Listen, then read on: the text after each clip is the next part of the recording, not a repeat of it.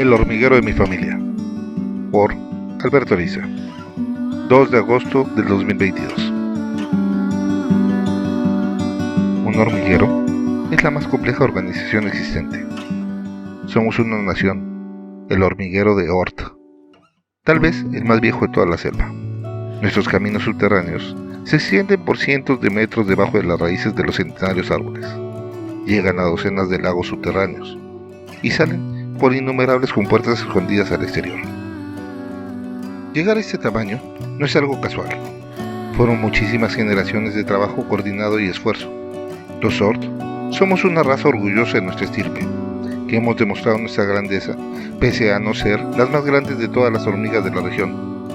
Ha quedado claro que de todas las diversas clases de hormigas que abundan en la selva, somos las más tenaces. A diferencia de otras especies, nuestros cuerpos negros de poco más de 1 milímetro no compiten con nuestras enemigas eternas, las Cron, las rojas de más del doble de nuestro tamaño, equipadas con poderosas mandíbulas, con las que ni la mejor de nuestras guerreras compite. Unas hormigas rojas que habían poblado los troncos de la redonda, las Oort. Somos famosas por nuestra velocidad y eficiencia. Todos saben que una Oortola es una presa, pero un batallón de Oort es una conquista segura frente a cualquier enemigo. En la larga historia de las Oort, que se dibuja con precisión y claridad todo lo largo del túnel principal, en una monumental tarea de las cronistas del hormiguero, se podían ver los muchos trances que habíamos enfrentado.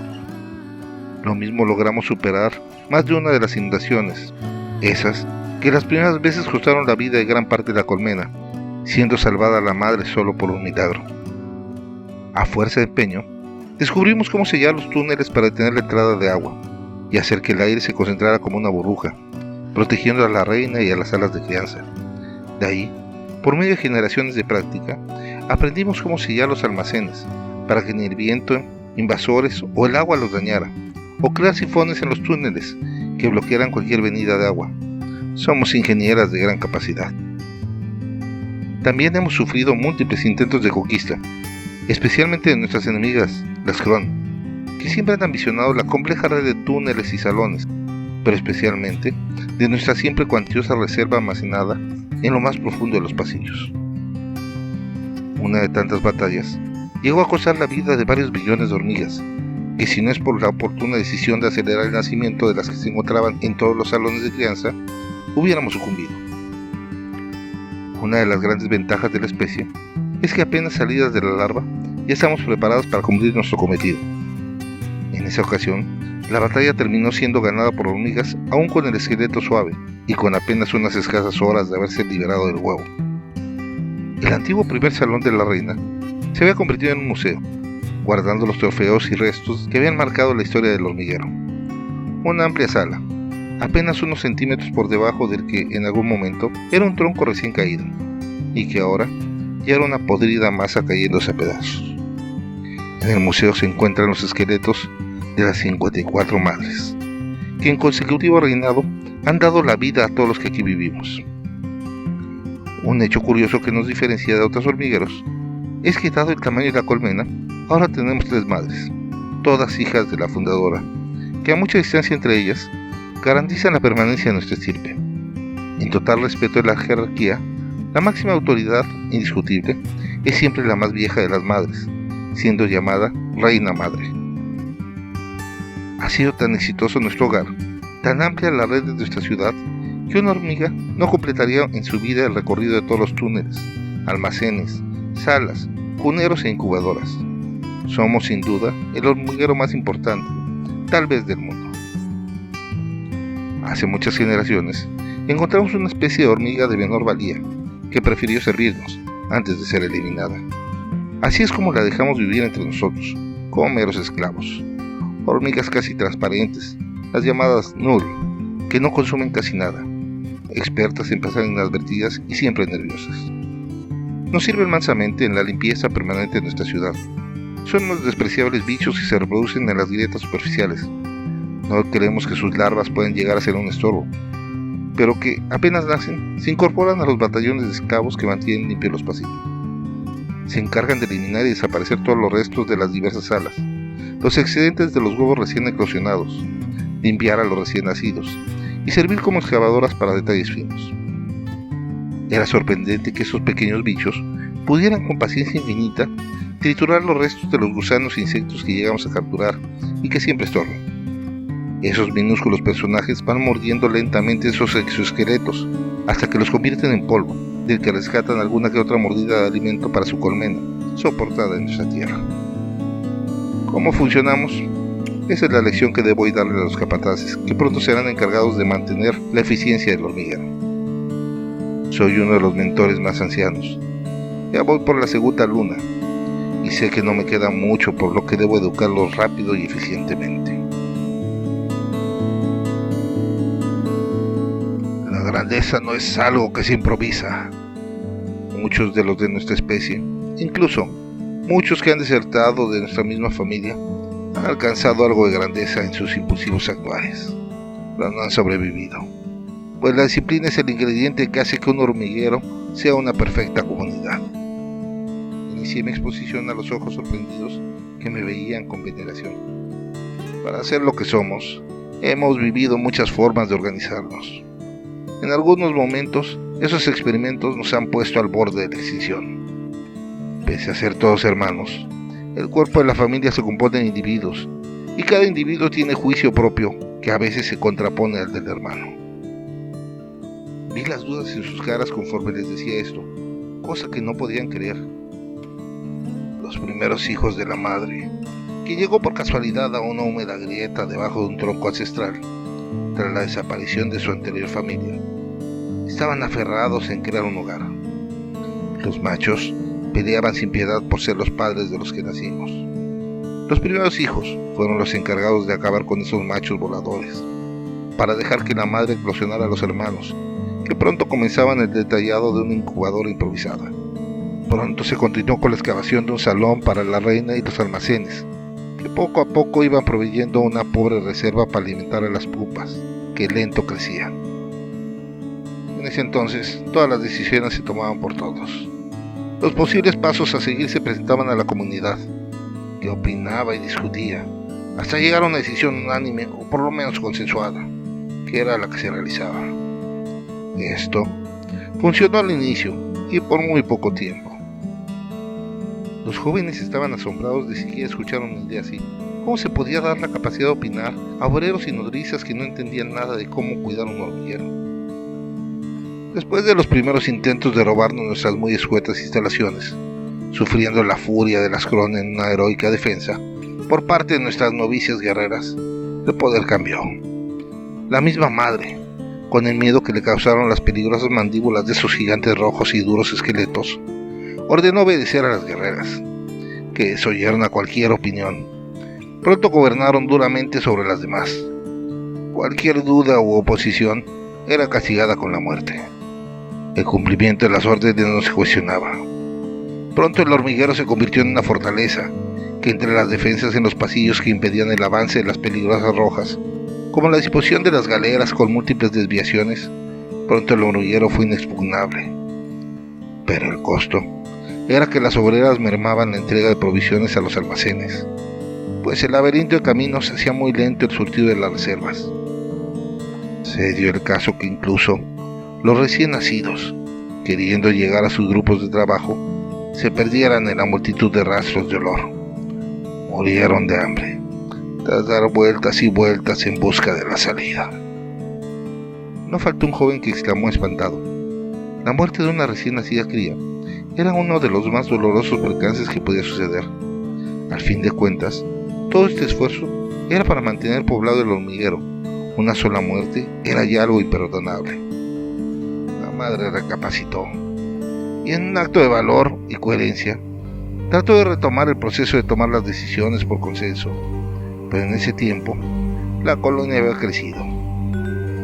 Los cientos de antiguos integrantes se habían convertido en unos miles, y llegar a un acuerdo con una decisión tomaba un precioso tiempo que ocasionaba que cuando se estaba de acuerdo sobre dónde abrir un nuevo túnel de desfogue por las lluvias próximas, las lluvias ya lo habían alcanzado, y la decisión era inútil. No, eso no funcionaba. Necesitaban encontrar una manera más eficiente. En este intento, se decidió dejar que cada clase social y cada ubicación nombrara un representante que hablaría y opinaría en su nombre. creando una asamblea. La asamblea sesionaba en lo que hoy es la sala vieja de crianza. Ahí se realizaba todo el proceso de decisión, que al inicio pareció ser la solución perfecta. En esta época se decidió hacer los túneles que cruzan debajo de las fuertes raíces del árbol, encontrar el manantial subterráneo e instalar las trampas de agua para las posibles invasiones. Fue una época de grandeza sin duda, pero el experimento comenzó a deteriorarse. Tras un par de generaciones, las guerreras comenzaron a establecer alianzas con las obreras, que a cambio de una menor supervisión o una coordinada petición de más obreras para aligerar su trabajo, encontraban líderes que, por los nexos familiares o bien por la fuerza de las guerreras, votaban por los intereses que a esos grupos les convenía, dándoles una mayoría artificial. Del mismo modo, pasó entre las nodrizas y los almacenistas, que también formaban facciones. Los exploradores y los ingenieros también hicieron su bando. La elección de representantes pronto dejó de ser el designio de las más aptas para hacer su rostro en la asamblea. Eran las más obedientes a la coalición, que siempre habían aceptado lo que les ordenaban, y cuando lograron ser candidatas, no dejaban de usar la promesa para los demás, como la moneda para tomar el prestigioso lugar, a cambio de la subordinación de las demás. Ya el bien del hormiguero era de poca importancia. Eran representantes sin convicción. En ese entonces, ni siquiera se preocupaban por entender las decisiones, pues al fin de cuentas, la facción era la que les indicaría que votar. La corrupción comenzó rápidamente a dejarse ver. Las guerreras engordaban, las crías eran mal cuidadas, los almacenistas perdían cosechas completas, los túneles colapsaban y culpaban al más débil o al que se oponía a este corrupto sistema. Lo que parecía un hormiguero en crecimiento pasó rápido a ser una cuna de enojos y desidia. Me detuve a propósito en ese punto para dejar que el oscuro y lento de mi voz los penetrara hondamente. Esa fue la Gran Depresión, el momento más oscuro de nuestra historia. Una época donde las envidias e intereses de unos y otros se convirtieron en caída de nuestras posibilidades de sobrevivir. Muchos decidieron emigrar, apropiarse de una madre en potencia y salir a buscar un nuevo hormiguero. La mayoría fue víctima de un mundo que nos acecha. Un pájaro, una araña, incluso algunos animales que nos toman como bocadillos. No es sencillo sobrevivir en corto número.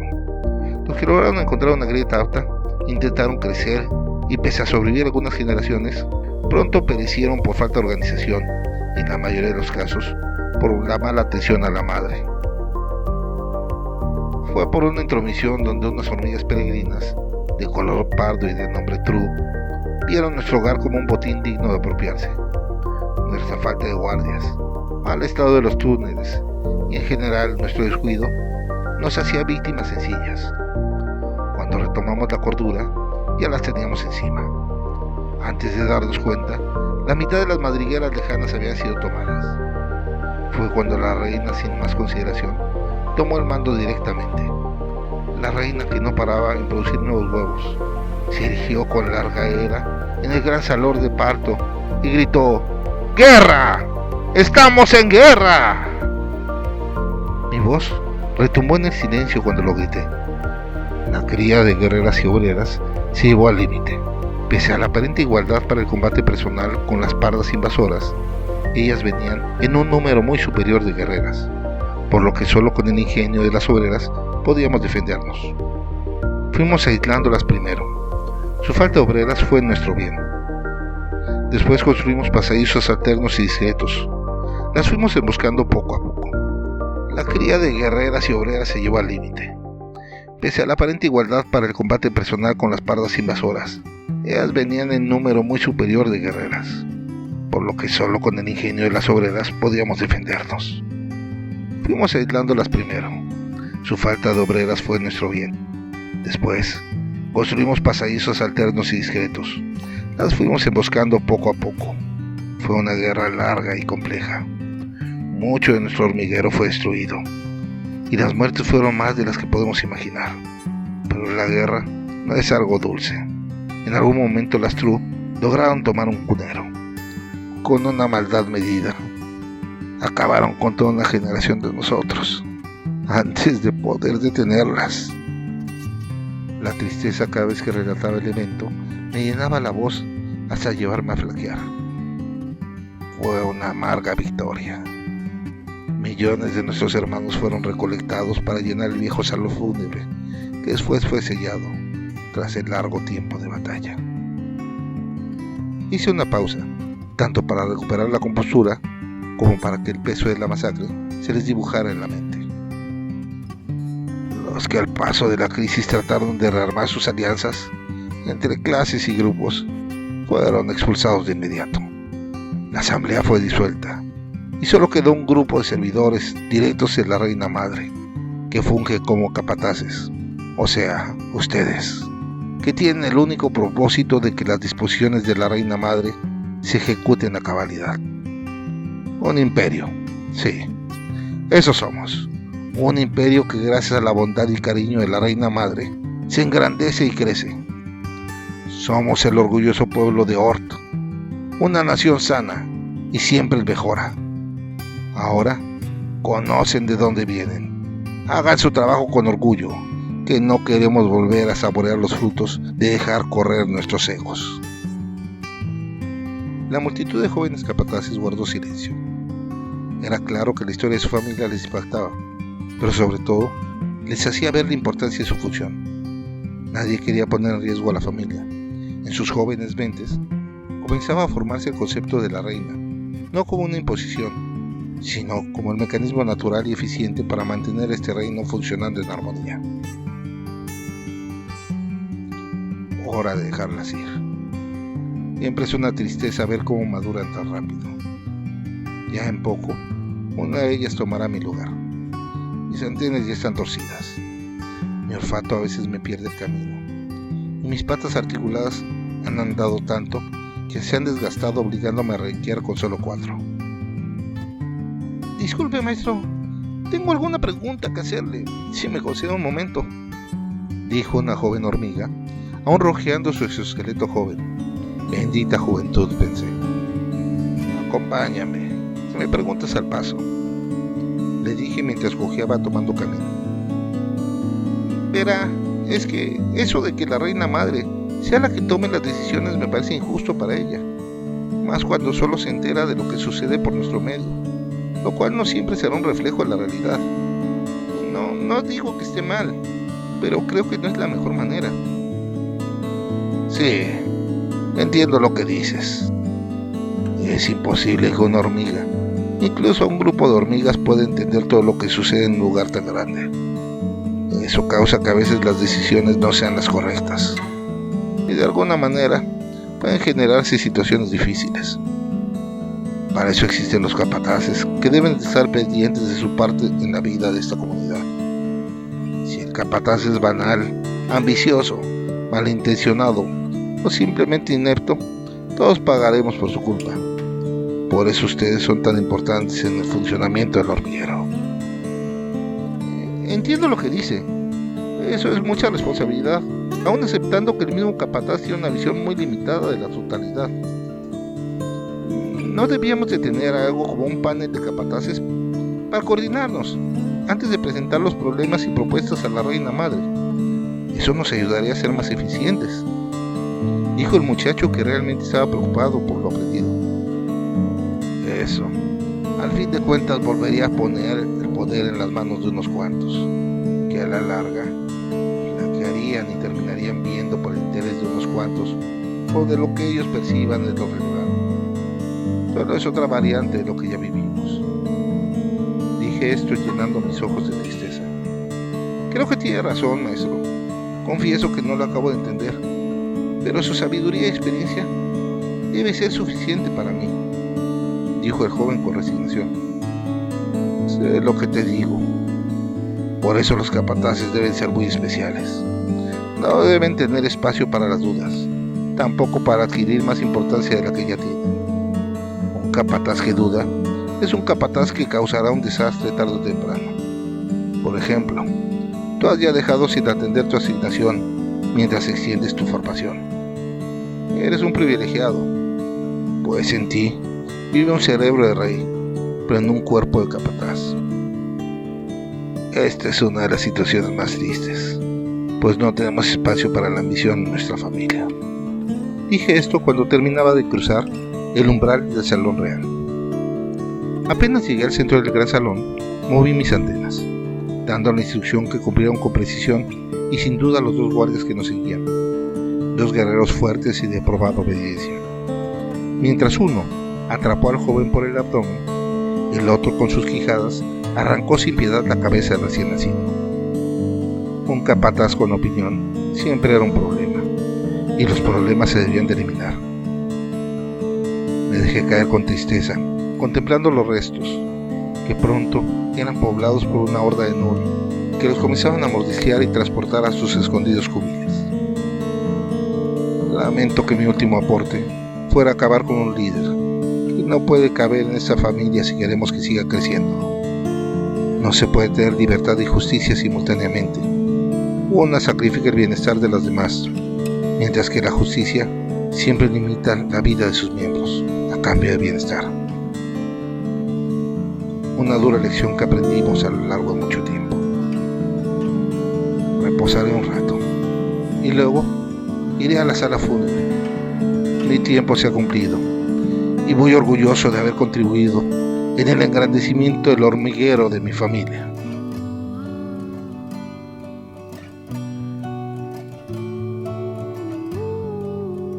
Grabado en Cancún el 3 de agosto del 2020.